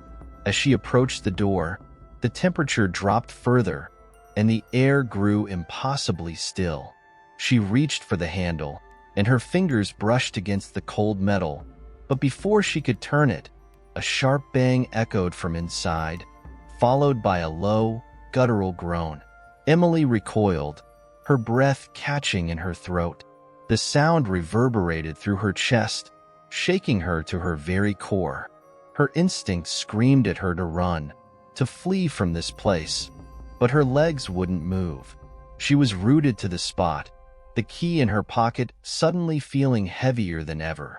It had been so small, so insignificant, but now it burned against her skin, like a reminder that there was no escaping the truth. There was no escaping the house. With trembling hands, she forced the door open, the sound of the hinges protesting as she stepped inside. The attic was a vast, dark space, filled with dust and cobwebs. The dim light that filtered through the small, grimy window illuminated piles of old furniture and forgotten trinkets. But in the center of the room, in the middle of the darkness, stood a tall, imposing easel. On the easel was a canvas. The painting was still unfinished, the brushstrokes wild and erratic, the image of the woman in the flowing robes taking shape once more. But this time, the woman's face was more than just a shadow. Her eyes gleamed with malice, her lips twisted into a cruel smile. She was staring directly at Emily, her gaze so intense it felt as though it could pierce through her very soul. The room spun around her, the air thickening as she approached the painting. The weight of it pressed down on her, and she could feel the house itself closing in, suffocating her. The whispers started again, distant but growing louder, filling her ears with voices that were not her own. They sounded like the wind at first, like the rustling of leaves in the trees, but then they grew clearer, and Emily realized with a sinking dread that they were speaking directly to her. "You're hers now. You're one of us." The words echoed in her mind, and she recoiled, stepping back from the painting, but it was too late. The shadows in the room began to move, flowing towards her like tendrils, reaching out, grasping at her. She tried to scream, but no sound came from her lips. The air in her lungs seemed to evaporate, leaving her gasping for breath, as if the house had stolen it from her. She stumbled backward, her legs finally giving way as she collapsed to the floor. The shadows continued to crawl toward her, enveloping her, as though the house itself were devouring her, pulling her into its suffocating depths. The whispers grew louder, more frantic, until they were all that she could hear. Her mind was unraveling, her sanity slipping away, and she knew, with a terrifying certainty, that there was no escape. The house had claimed her, and she had no choice but to become part of it. In that moment, she understood. She was the woman who never leaves, and neither would Ethan. Chapter 11. The Possessed Canvas. Ethan had spent hours searching the house. At least, it felt like hours, though time had begun to lose all meaning. The rooms all blurred together, the walls closing in on him with every step. The silence, which had once been comforting, now pressed down on him like a weight. It was thick, heavy, and suffocating. Every corner he turned, every shadow he glimpsed, seemed to mock him, as if the house were daring him to look deeper, to uncover its secrets. But all he wanted, all he needed, was Emily. The fear that had slowly crept into his heart earlier now gripped him with an iron fist. His every thought, every breath, was consumed by her absence. It didn't make sense. She had been right there beside him just hours ago. How could she simply vanish like this, He had checked every room, every hallway, and yet there was no sign of her. Not even a trace. Only the oppressive silence, as though she had never existed at all. He had heard the rumors, of course. Everyone in town had warned them about the house, about its cursed history, its dark past. But he hadn't believed them. It was just a house, after all, a relic of another time. But now, standing in its vast, empty corridors, the truth seemed undeniable. This was no ordinary house. It was alive, breathing, and it wanted something from him. He had felt it from the moment they arrived. The subtle pull, the tug on his senses, the sensation that something was watching him. Something dark, something ancient that had been waiting for them. Waiting for Emily. His thoughts raced, jumping from one terrible possibility to the next. Could she be trapped somewhere? Could she be hurt? Or was something worse happening to her? Something that he couldn't even begin to comprehend? He ran his hand through his hair, frustrated and exhausted. The house seemed to shift around him, its rooms rearranging themselves as though mocking his every move. He had been in the hallway only moments ago, but now it stretched out in front of him, impossibly long, with doors and windows that didn't belong. He tried to focus, to make sense of it, but it was like trying to grasp smoke. Just when he thought he understood, it slipped away from his fingers. There was a flicker of movement ahead, a shadow, a shape, moving against the grain of the house's stillness. Ethan's heart skipped a beat. He took a hesitant step forward, his senses heightened. His pulse thundered in his ears, louder than the whispering wind outside, louder than the silence inside the walls. The shadow shifted again, growing longer, stretching as though it was part of the house itself, a dark extension of its twisted soul. He stepped closer, his breath shallow, his eyes locked on the moving shape. And then he saw her. Emily. She was standing at the far end of the hallway, her back turned to him. Her posture was stiff, unnatural, as though she were rooted to the spot. The faintest glow emanated from her form, a pale, sickly light that seemed to draw him in, pulling him toward her like a moth to a flame. She stood motionless, her figure barely visible in the dim light. And for a brief moment, Ethan dared to believe that everything was going to be all right. She was here. She was alive. But something wasn't right. He could feel it in the pit of his stomach, the sickening certainty that he was not seeing what he thought he was seeing. This was not the Emily he knew. This was not the woman he loved. He called her name, his voice shaking, but no sound came from his lips. The words were swallowed by the thick air, as if the house itself had rejected them. With every step he took, the figure ahead of him grew more distant, the shadows thickening, the space between them expanding. He moved faster, his breath quickening, desperate to close the distance. But it was as if he was running through water, slow, sluggish, unable to catch up. He tried again, but his voice was lost, swallowed by the oppressive silence that seemed to coil tighter around him. When he reached the spot where she had stood, she was gone, vanished, as if she had never been there at all. The hallway stretched before him, empty and lifeless, like a yawning chasm. A cold dread gripped him, more intense now than ever before. He turned around, his heart hammering, his mind racing with questions he couldn't answer. The house seemed to shift, to tilt around him, its walls closing in as though the very foundation beneath him was unstable. And then he heard it, a soft sound, a whispering breath. It came from above, faint and distant, like the wind howling through cracks in the stone. But it wasn't the wind.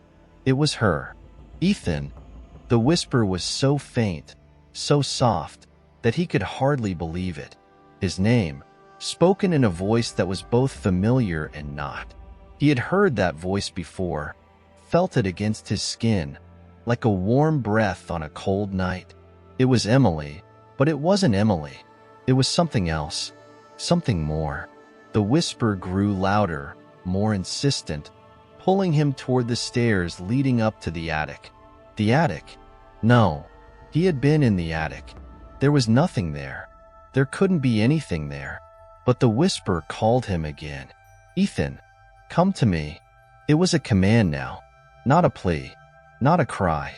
It was the voice of something that had claimed her, something that had taken her and twisted her into something unrecognizable.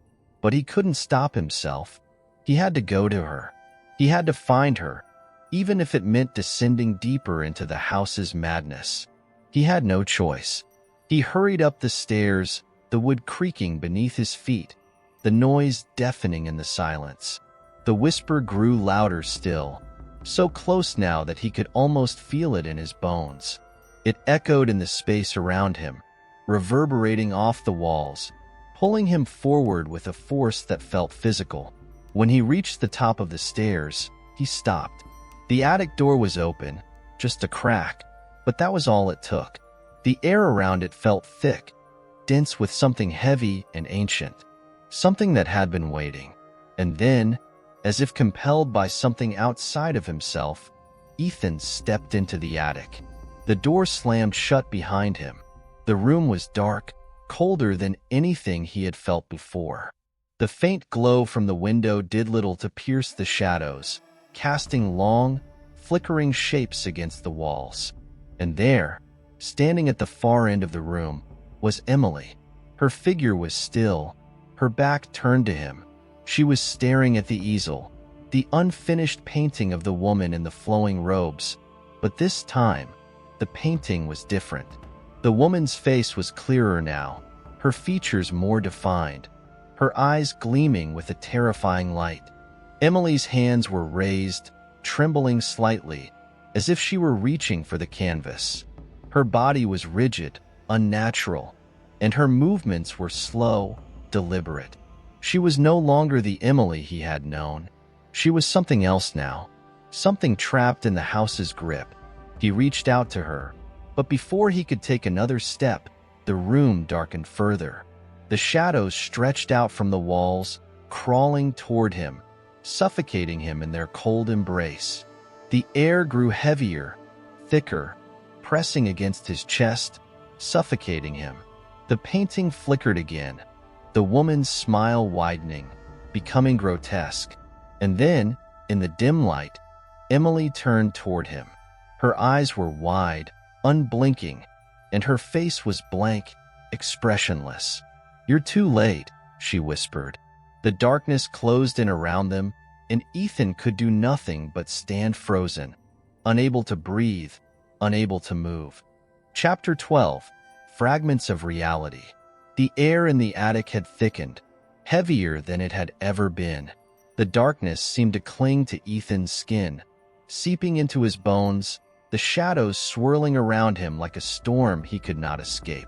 He stood motionless, unable to tear his eyes away from Emily, though everything within him screamed to run, to flee, to save her, even if it meant leaving this cursed house behind. But there was no escape. The moment she had turned to face him, something had changed. It wasn't just her eyes that had shifted, becoming hollow and lifeless. It was the room itself, the very foundation of the house, which seemed to groan and tremble as if responding to the silent plea of her presence. Emily stood perfectly still, her gaze locked onto him. But it wasn't just her that he saw. It was the painting beside her, the one she had been staring at earlier. The woman on the canvas was no longer serene, no longer a mere figure in the background. Her face was twisted, contorted in a grotesque grin that stretched unnaturally, far too wide, as if it were mocking them both. Her eyes were glowing with a sickly, otherworldly light, and Ethan could feel them staring through him, seeing everything. Everything he had hidden, everything he had feared. He wanted to speak, to call out to Emily, to ask her what was happening, to demand why she had become so distant, so cold. But he knew that his voice would never reach her, not in this place. This house, this cursed, haunted prison, had already claimed her. There was no place for words here. As his breath caught in his throat, the room seemed to close in around him. The walls, once solid and reassuring, began to warp and bend. The attic felt alive, breathing with an intelligence that made his skin crawl. The floorboards creaked and groaned, not from the weight of his steps, but as if the house itself were shifting, responding to the unfolding scene. The corners of the room began to pulse with a sickly, dark energy, like veins throbbing beneath the surface of the skin. Emily took a slow, deliberate step toward him, her body moving like a marionette, jerky and unnatural. Every movement felt like it was being guided by something. No, someone, beyond her control. Her fingers twitched at her sides, clenched into tight fists. The glow in her eyes flickered like the last remnants of a dying flame. Ethan's heart pounded, each beat sounding louder than the last. His limbs were frozen in place, as if the air itself had thickened into something solid, holding him captive in this nightmare. The painting, the grotesque figure of the woman, seemed to come alive, its eyes following him, tracking his every motion. It was as if it was waiting, watching, judging. And then, with a sudden, horrifying clarity, Ethan understood. This was not just a house. This was not merely a collection of rooms and corridors.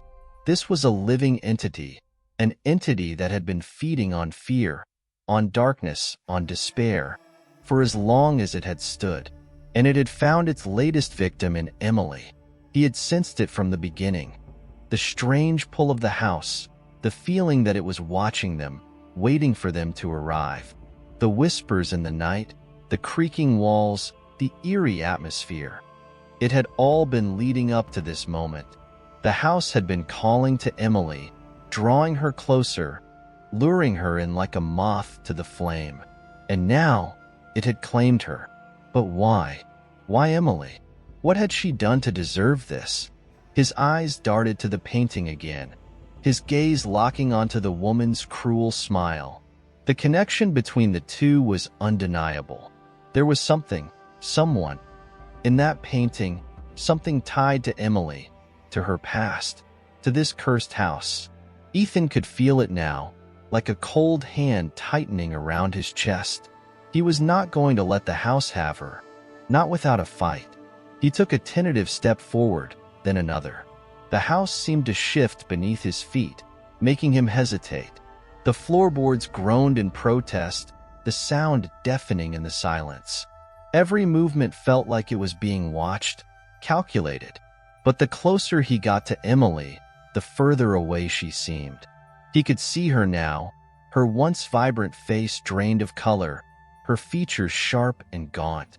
There was nothing of the woman he had known in her eyes. She was hollow, lost, a shell of the person he had loved. And yet, there was still a flicker of recognition there, deep within the darkness. Ethan reached out, his fingers brushing against the cold, brittle air around her. He could feel her presence, distant, faint, but still there. She was still in there, somewhere. And it was that thread, that fragile hope, that gave him the strength to move forward. But then, with a sudden and bone-chilling shriek, the house responded. The walls screamed, the very foundations of the building howling with a force that rattled Ethan's bones. The shadows in the corners of the room lunged forward, reaching out like tendrils, grasping at him, pulling at his feet, tugging at his mind.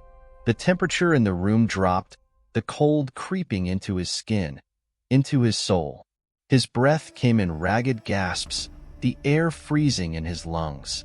Emily's figure shuddered violently, her body jerking as though she were struggling against something unseen, something that had a hold of her. She took a step back, her feet dragging across the floor, unwilling to move, as if the house itself were holding her in place. The painting's face twisted again, the woman's grin widening to an impossible size. Her eyes glowed brighter, her lips curling back in a mocking sneer.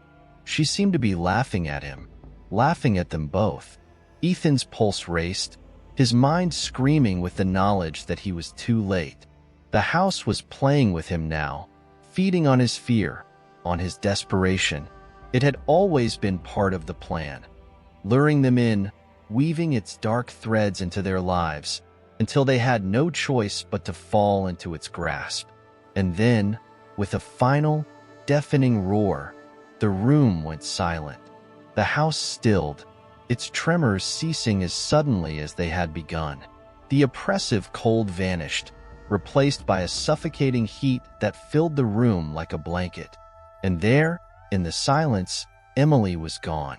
Ethan's heart stuttered in his chest as he looked around the attic, his breath catching in his throat. She was no longer there. Not a trace remained, not even a whisper of her presence. For a long moment, the world around him seemed to stop, the very air thickening with an unnatural stillness.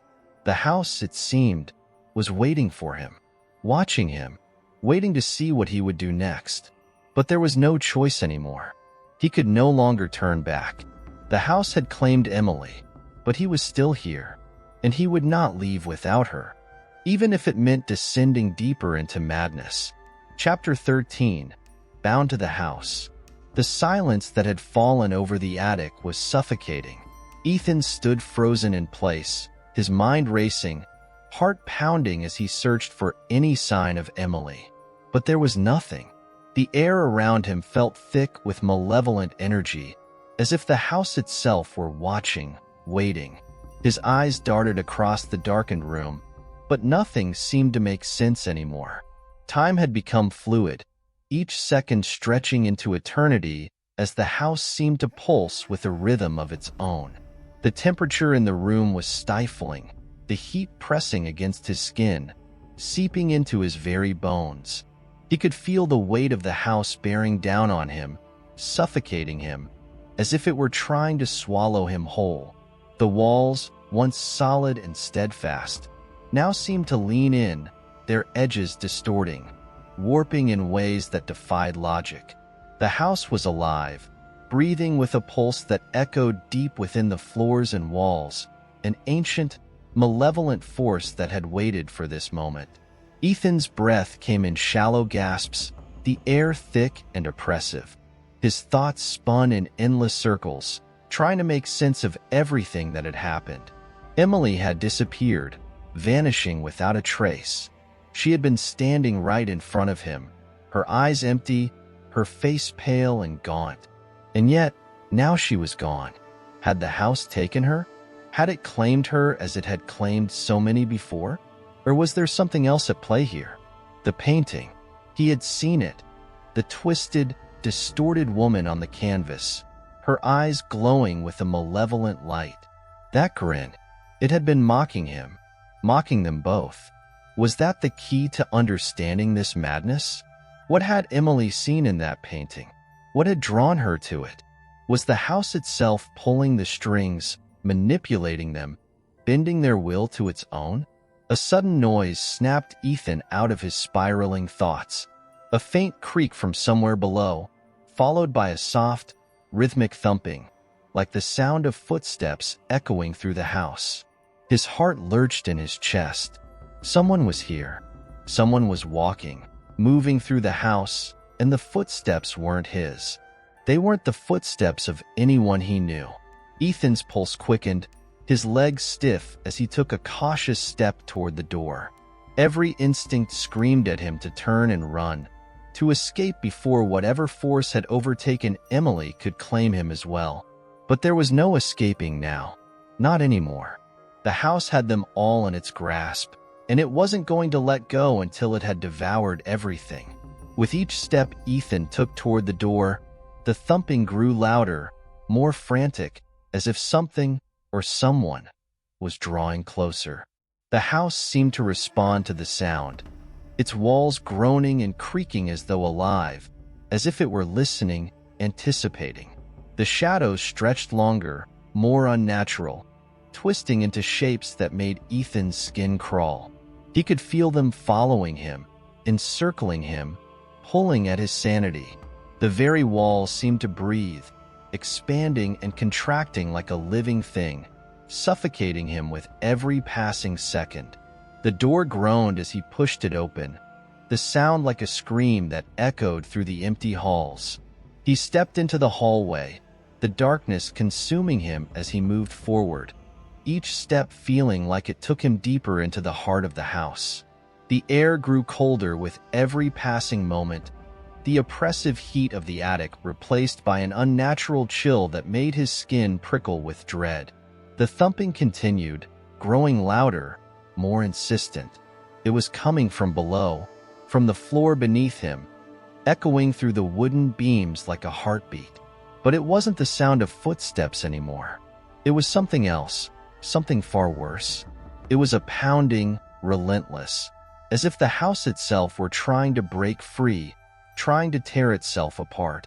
And with it, the floor beneath him began to shift.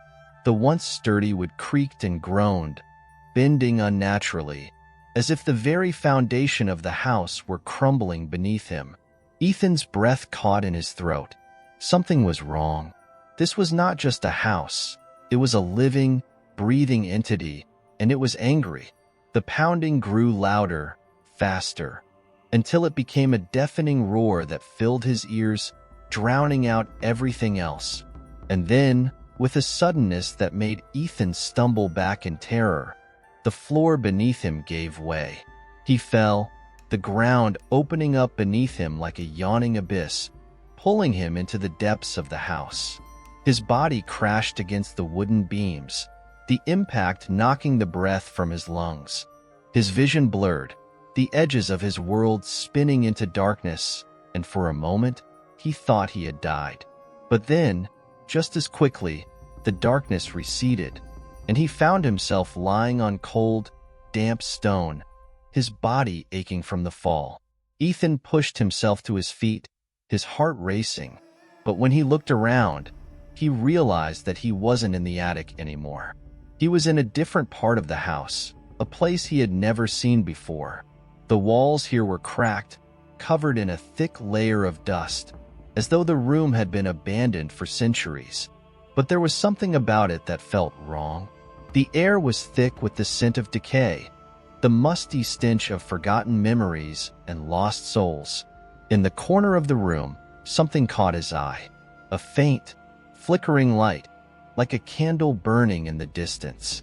His eyes narrowed as he moved toward it, but as he got closer, the light seemed to dance and shift, as though it were mocking him, leading him deeper into the shadows. The walls seemed to pulse around him, the air growing heavier with each step. He could feel the house closing in, tightening its grip on him, as though it were trying to trap him here forever.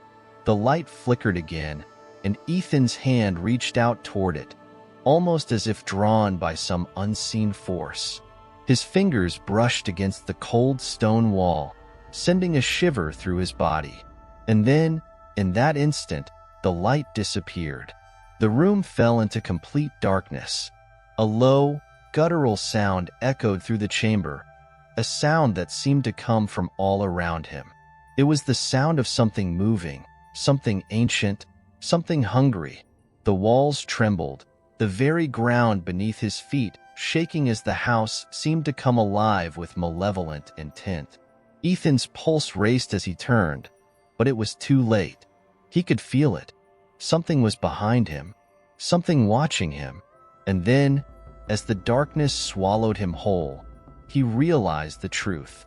There was no escape. The house had one. It always had. Emily was gone, but the house was still here, still alive, still hungry. And now, it would claim him too. Chapter 14. The House's Desire. The house had swallowed him whole, dragging him into its depths, but Ethan did not fully grasp the magnitude of what had happened. Not yet. The darkness was all-consuming, a thick, suffocating veil that pressed against his chest, making every breath a battle. His body moved as if on its own, each step tentative, as though the floor beneath him was waiting to collapse again, to pull him into the black void beneath it. The stifling silence enveloped him. There were no sounds, No creaks, no groans of the house settling. Just the oppressive stillness, like a waiting predator. Every corner of the place holding its breath. The walls pressed in from all sides, and the air was dense with the scent of rot, decay, and forgotten memories.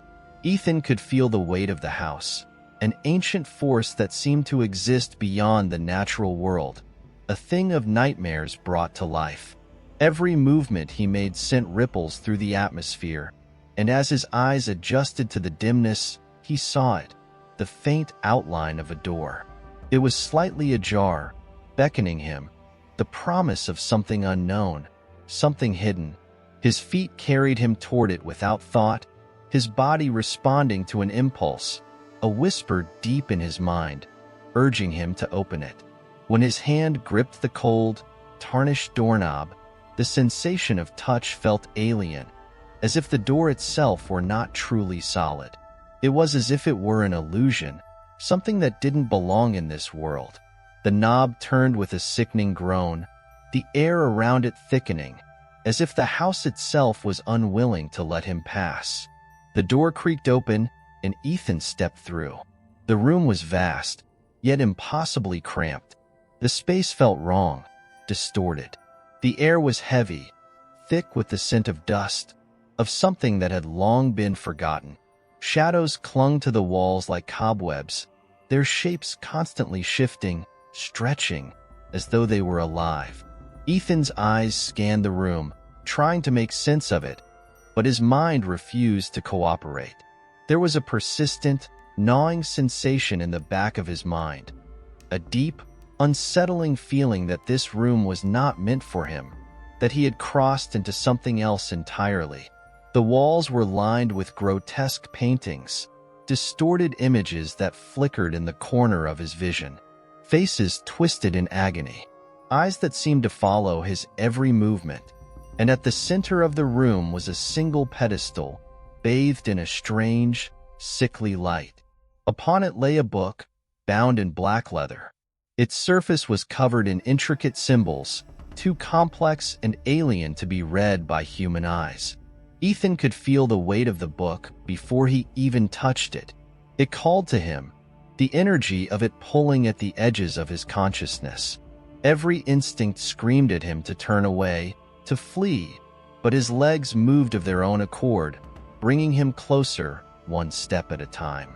When his fingers brushed against the book's cover, the room seemed to change. The air grew colder, the shadows darker, and the floor beneath him seemed to shift, as if the house itself was breathing. A low hum filled the space, vibrating through his bones, sending tremors through his body. The book seemed to pulse with a life of its own, as though it were alive, hungry for something he had yet to understand. His breath quickened as he carefully lifted the book from its pedestal. The moment it left the stone surface, a tremor racked through the room, a deep, resonating shudder that seemed to echo from the very walls. The temperature dropped further, frost beginning to form on the edges of the paintings, the chill creeping into his skin. Ethan opened the book, the pages brittle and yellowed with age. The symbols on the pages seemed to writhe and twist as though they were not static, but alive, shifting in time with the pounding of his heart. He could not understand the language, nor did he want to, but as his eyes traced the dark, twisted shapes, he felt something inside him stir. A compulsion, a desire, something that was not his own, pulling him deeper into the book's contents. Suddenly, he was not alone. A presence filled the room, pressing against him from all sides. It was ancient and malevolent, a force that existed beyond the house. He could feel it watching him, its gaze heavy, suffocating, like 1,000 eyes staring through him. The temperature plummeted further, the room growing frigid as frost covered the walls, the floor, the ceiling. He could hear the faint sound of breathing, slow, deliberate, as though something or someone was circling him, just out of sight. Ethan could feel the house shifting, groaning, as if it were moving, changing around him. The floor trembled beneath his feet. The walls seemed to close in, and the shadows stretched longer, darker, more insistent. The oppressive weight of it all bore down on him, the dark force pressing in from all sides, suffocating him with its presence. He slammed the book shut, the noise echoing through the room like a thunderclap. But it was too late. The damage had been done. The shadows converged upon him, swirling around his body, tightening like a vice. His chest constricted, his lungs gasping for air as the darkness closed in. His vision blurred, the edges of his world warping, twisting into nightmarish shapes. The air grew thick with the sounds of whispers, the voices of 1,000 lost souls, each one crying out for release. The house was no longer just a building. It was a living thing, a predator that had been waiting for him, for Emily, for anyone foolish enough to enter. And now it had him. It had claimed him, just as it had claimed so many before. Ethan's heart raced as the darkness enveloped him, dragging him into its depths. He could feel his sanity slipping, his mind shattering as the house's power consumed him. The walls pressed in, the shadows closing around him, and he knew, deep in his bones, that there was no escape. The house had won. It had always won.